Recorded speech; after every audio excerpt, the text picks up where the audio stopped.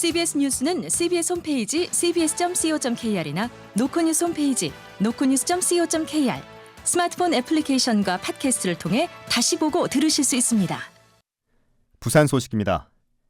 제22대 총선 사전투표 첫날인 오늘 부산 지역 투표소에도 이른 시각부터 주권을 행사하려는 유권자 발길이 이어졌습니다.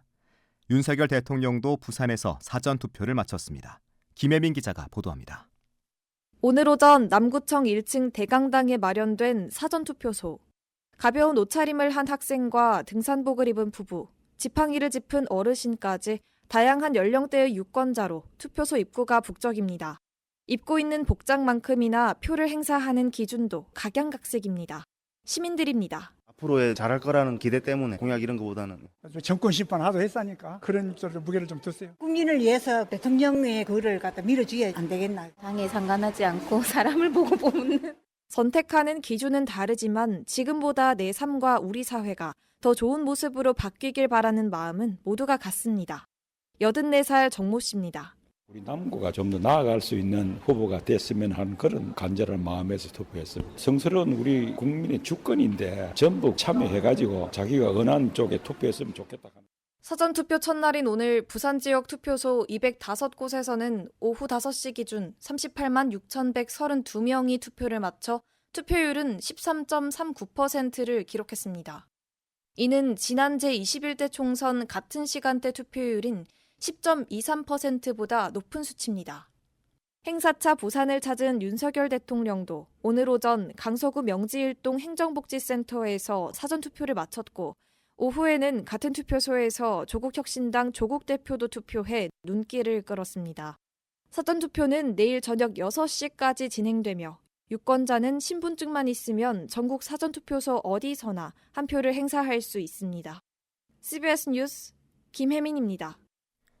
제22대 총선 사전투표 첫날 부산에서 크고 작은 소동이 일어났습니다. 오후 3시쯤 부산 진구 계금동의 한 사전투표소에서 50대 남성 한 명이 투표용지를 찢는 등 난동을 부리다가 공직선거법 위반 혐의로 경찰에 붙잡혔습니다. 낮 1시 10분쯤에는 수영구 밀락동의 한 투표소에서 80대 남성이 기표하지 않은 용지를 넣었다며 투표함을 열어달라고 소란을 일으켜 관리요원이 제지했습니다. 윤석열 대통령이 부산에서 사전투표를 한 데 대해 부산 지역 야권이 노골적 선거 개입이라고 비판하고 나섰습니다. 더불어민주당과 진보당, 조국혁신당과 더불어민주연합, 부산시당 등 야당은 오늘 오후 합동 기자회견을 통해 윤 대통령이 식목일 행사를 핑계로 뜬금없이 부산 강서구를 찾아 사전투표를 한 건 최대 격전지인 낙동강 벨트에서 자당 후보에게 힘을 실어주겠다는 의도라고 비판했습니다. 이들은 대통령이 최근 민생토론회라는 이름으로 전국을 순회하며 관건 선거를 일삼더니 투표가 시작되자마자 대놓고 격전지 후보 지원에 나서고 있다며 곧 국민의 준엄한 심판을 받게 될 거라고 경고했습니다. 영도 대표 관광지인 흰여울 문화마을 앞 횡단보도 신호등이 모두 꺼져 있어 국내외 관광객들이 위험천만하게 길을 건너는 장면이 연출되고 있습니다. 차량 정체를 이유로 신호 운영을 중단해 보행자가 위험한 환경에 처한 상황이라 안전대책이 시급하다는 지적입니다. 보도에 정혜린 기자입니다. 평일 오전 부산 영도구 흰여울 문화마을 앞 마을로 향하는 횡단보도 앞에 선 외국인 관광객 무리가 신호등이 모두 꺼져 있자 당황한 기색을 감추지 못합니다. 번갈아 고개를 돌리며 도로 양쪽을 살피지만 차들은 멈추기는커녕 빠른 속도로 쌩쌩 스쳐 지나갑니다. 잠시 차가 오지 않는 틈을 타 급하게 횡단보도를 뛰어 건너가지만 그새 다가온 차량이 이들을 아슬아슬하게 지나치는 위험천만한 장면까지 보여집니다. 국내외 관광객들입니다. 차들이 지나갈 때까지 기다려야 했습니다. 위험하다고 생각합니다. 안 갈 때까지 눈치 보고 가야 되고 저희가 있어도 차들이 안 멈춰주잖아요. 방금 버스도 저희 지나가는데 빵빵거리고 자기가 멈출 생각 안 했잖아요. 그런 게 조금 무서웠던 것 같아요. 이곳에는 지난 2022년 보행자 안전을 위해 신호등이 설치됐지만 2달이 채 지나지 않아 신호등을 끄고 전면 운영 방식으로 돌아갔습니다. 이유는 차량 정체에 따른 운전자들의 항의성 민원, 교통신호 운영으로 출퇴근 시간대 해당 도로에 극심한 차량 정체가 빚어져 주민 민원이 쏟아졌기 때문입니다. 경찰은 보행자 안전을 위한 대책이 시급하다는 지적에 공감한다면서 회전교차로 등 보완책 마련을 계획하고 있다고 밝혔습니다. CBS 뉴스 정혜린입니다. 우리나라 최초의 완전 자동화 부두가 부산항에 문을 열고 본격 운영에 들어갔습니다. 앞으로 부두 내 안전사고가 획기적으로 줄어들고 시간과 날씨에 상관없이 24시간 운영이 가능해 화물의 정시성과 효율성이 대폭 높아질 전망입니다. 김혜경 기자입니다. 국내 최초로 컨테이너 무인 이송 시스템을 도입한 부산항 신항 7부두. 배에서 화물을 내리고 장치장으로 이동한 뒤 부두 출입구까지 옮기는 전 과정이 사람 없이 100% 자동으로 운영되는 완전 자동화 부두입니다. 작업장에 사람의 출입이 없다 보니 안전사고 발생을 줄일 수 있습니다. 또 주간과 야간, 날씨, 조명 등에 상관없이 24시간 작업이 가능해 정시성과 효율성이 뛰어납니다.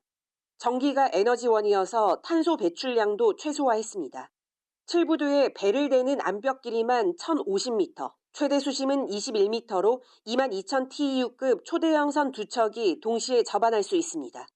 게다가 컨테이너 크레인 등 화물을 싣고 내리는 데 쓰이는 중장비는 국내 기업 기술로 만들었습니다. 부산항만공사는 7부두 자동화 하역 장비를 국내 제품으로 발주하면서 경제적 효과 8,500억 원, 일자리 창출은 2,400여 개에 달할 것으로 추산했습니다. 부산항만공사 관계자입니다.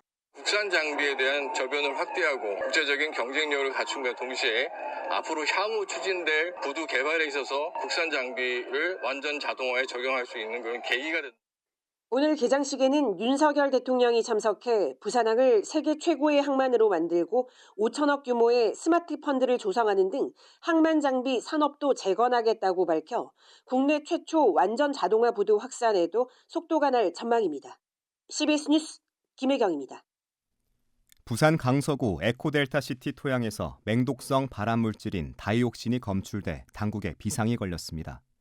한국수자원공사 등에 따르면 에코델타시티 3단계 용진에 과거 재활용 처리 시설이 있었던 곳에서 법적 기준치의 최대 3.6배에 달하는 1급 발암물질 다이옥신이 검출됐습니다. 공사 측은 전문가와 환경단체 등이 포함된 민관협의체를 가동해 오염토 반출을 통한 정화 작업 등 대책을 마련하겠다는 입장입니다. 한평생 꾸준히 일을 하며 어렵게 모은 재산 5천만 원을 기부한 80대 할머니가 2달 만에 세상을 떠났지만 장례를 치를 가족이 없어 결국 무연고 사망 처리되면서 안타까움을 더하고 있습니다. 부산 북구청에 따르면 최근 한 요양병원에서 숨진 66살 고 권옥선 할머니는 가족과 연락이 끊긴 채 혼자 살며 모은 돈 5천만 원을 저소득 학생을 위해 기부했고 이후 열흘 만에 쇠약해져 결국 세상을 떠났습니다. 구청은 고인의 가족에게 연락했지만 시신인계를 거부해 결국 관내 장례식장 특실을 빌려 공영 장례를 치렀다고 설명하며 물질적 소유보다 더 큰 가치를 몸소 보여준 삶을 오랫동안 기억하겠다고 말했습니다. 부산수영구청은 웨일즈 크루자 사업자인 주식회사 부산크루즈 아일랜드가 광안리 앞바다에 추진하던 수상호텔 사업 계획에 대한 승인을 취소했습니다. 해당 업체는 2011년부터 사업에 착수해 2022년 6월 준공을 목표로 추진했지만 코로나19 사태와 투자금 확보 실패 등으로 결국 13년 만에 좌초됐습니다. 수영구청은 올해 말까지 준공을 유예하는 대신 지난해 7월까지 투자금 확보 내역과 선박 계약 보증서를 요구했지만 이 조건조차 지키지 않아 결국 취소했다고 말했습니다. 오늘 부산은 대체로 맑은 가운데 낮 최고 기온은 17.8도를 기록했습니다. 주말인 내일 종일 구름 많겠습니다. 아침 최저 기온은 10도, 낮 최고 기온은 19도로 예상됩니다. 대기가 건조한 만큼 산불 등 화재 예방에 주의하셔야겠습니다. 부산의 현재 기온 15.3도, 습도는 56%입니다. 부산 CBS 저녁종합 뉴스를 마칩니다. 지금까지 진행해 엔지니어 차유진, 기자 박중석, 아나운서 국재일이었습니다.